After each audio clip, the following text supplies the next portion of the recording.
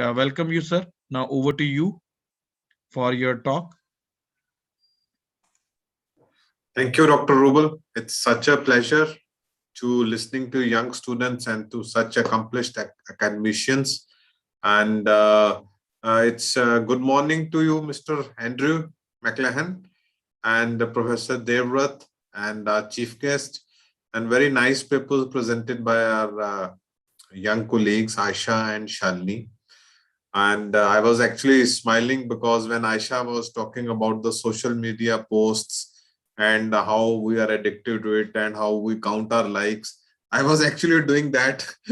I had posted something in the evening, and so how true these studies are, and it's really very befitting, and how at subconscious level we're doing it. And my special welcome and my greatest regards for Professor Mann, my journalism teacher, and whatever I'm going to say or whatever I'm doing to journalism is all taught by my teachers, especially Professor Mann, because he was a teacher at the level of a friend, a wise friend, and he was the only one we used to show our write-ups. And I remember that one of the middle I had written on Mowgli the Jungle Boy. So I had showed it to Professor Mann, who edited it and corrected it and gave me some good lessons on English grammar also. And since then, we have met a number of times, but I'm so happy to share this space with him. I think I have got 10 minutes, and when I'm close to it, Dr. Rubel, please give me a cue so that I can write. See, my generation of journalists are, I would say, quite lucky one who have witnessed this transition in media. When I started journalism, we had a typewriter, and now we even file stories on WhatsApp. The first time I had to send photos with my story. It was an investigation piece on how we have two states here, Punjab and Haryana. I'm talking about two states. There are several states. So Punjab had sale of liquor was allowed. Haryana had prohibition. So people from Haryana were crossing over to Punjab to drink liquor, and it was a trouble for the villagers. So I did an investigative piece on them.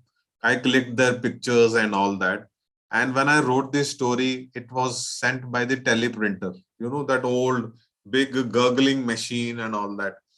And so, and normally I was thinking that the story will be approved after 3-4 days or something. And when I got a call from my, my news editor on the landline phone, no mobile phones, late 1990s. And he said, the story is being used on front page, send pictures. I said, send pictures? How do I send pictures?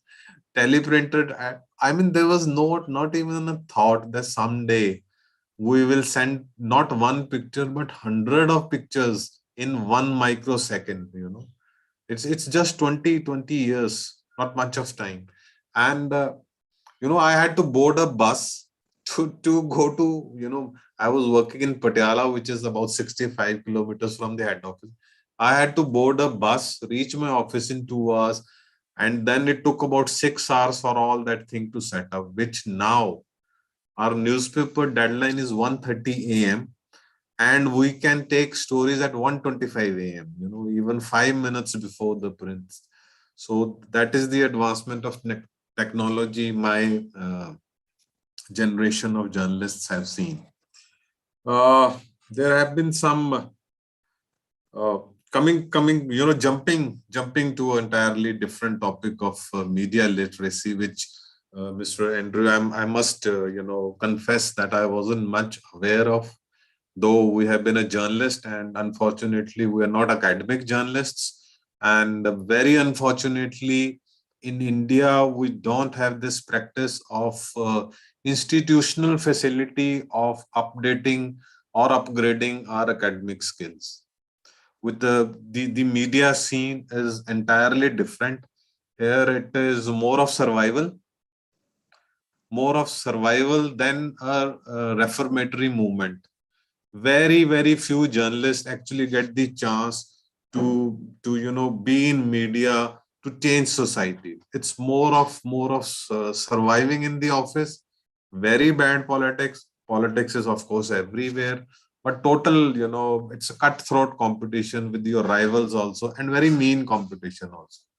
And the advent of TV, which is, I will say, very kiddish, very kiddish form of journalism, which is more noise and entertainment, has had its bad impact on print media also. The when I say institutional issues, the term called I mean media literacy, we are just being media literate. We have not gone beyond it. That is very sad part, and it is I mean, personally you have to make a lot of effort, and it is all personal effort of a journalist to do it. There is no institutional support for it. In fact, I'll be surprised, you will be surprised to know, Dr. Rubel, that the Jassi murder case, which I'm following for 21 years, the moment I list that story, the first question is, I will leave it, man. Just report it when the court will have the final order. No human interest angle, nothing. That is the decadence which has come up here. If a journalist wants to follow a story, he has to really struggle for it, struggle for getting this space. Um, he also mentioned about some of my investigative journalism. Uh, I was quite fortunate that I could pursue it. I was very dogmatic about it. And so this is the new book which has come up. I hope Dr. Rubel doesn't mind. So the book has a collection, about 50 journalists have written chapters on practical journalism. So I have written on crime reporting and investigative reporting and middle writing. Very happy to share it with you, Professor Maan. Such an honor. So when I talk about investigative journalism, as I was saying, it is left to the reporter. There is very less guidance available here. So when I was trying to research, Bhagat Singh is a great Indian martyr. He had killed a British police officer for the country's freedom in 1928, and the weapon with which he killed him is a relic. It's a relic associated with him, and it was missing. So I found it in 2017 after a lot of research, and for which I had to, get some documents from Lahore and other places, and Indian president letter, and communication with Punjab police, with border security force, and had to travel to Delhi and to Indore, about 2,000 kilometers.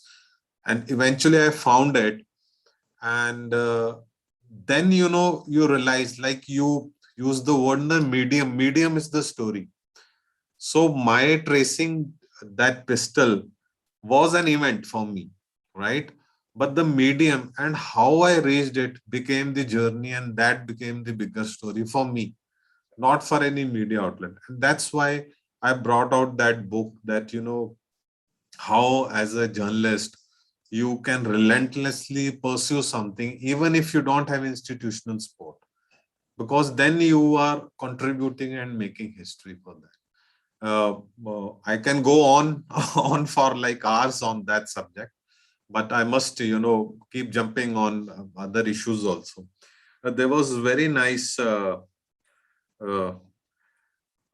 when you talk about media literacy, like going beyond it. And very interesting thing which is happening in Indian media is that we are writing more about dead people now than alive. You will not find human interest stories. If there is a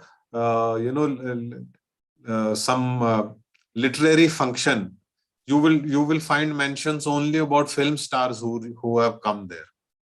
You will not find any, like the kind of academic paper which you have presented, and you were talking that the first there were 8 or 9 chapters and then 26 chapters, and to read that book you actually need one full semester. Unfortunately, we have not come across this concept here.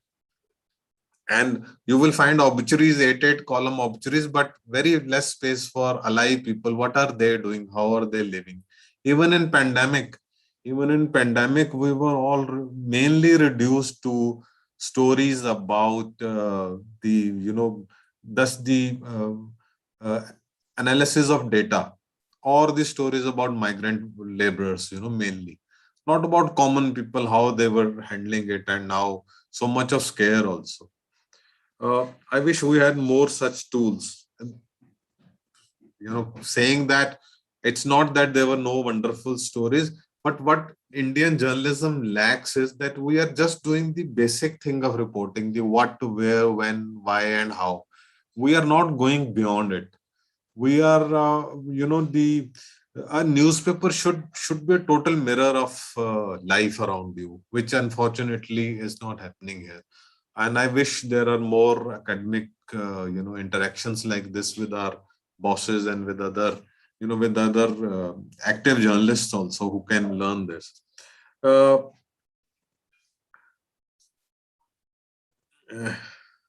so I will also share one more. I have got 10 minutes, I think, so I will try to utilize it by jumping to this thing. So uh, one of the presenters talked about the impact of social media, and it is huge, both positive and both negative. I'll give you an instance. That I represent a newspaper which is like the biggest circulated in this region. In North India, the Tribune is the highest circulated newspaper.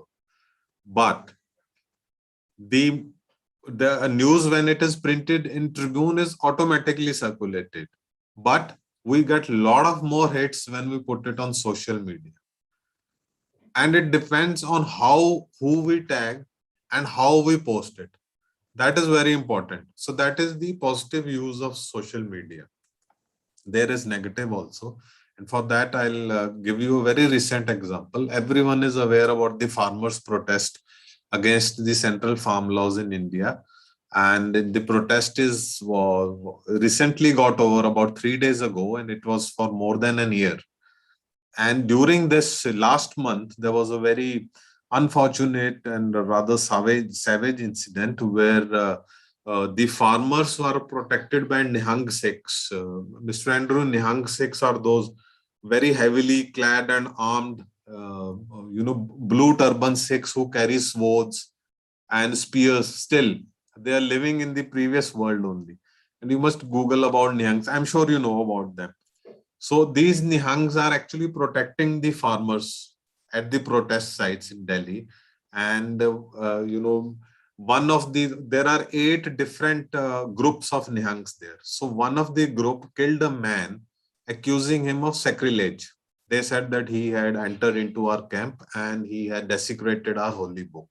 So what, they chopped off his hand and they cut his leg, and they hung him from a pole, which was actually a police barricade, and that man bled to death.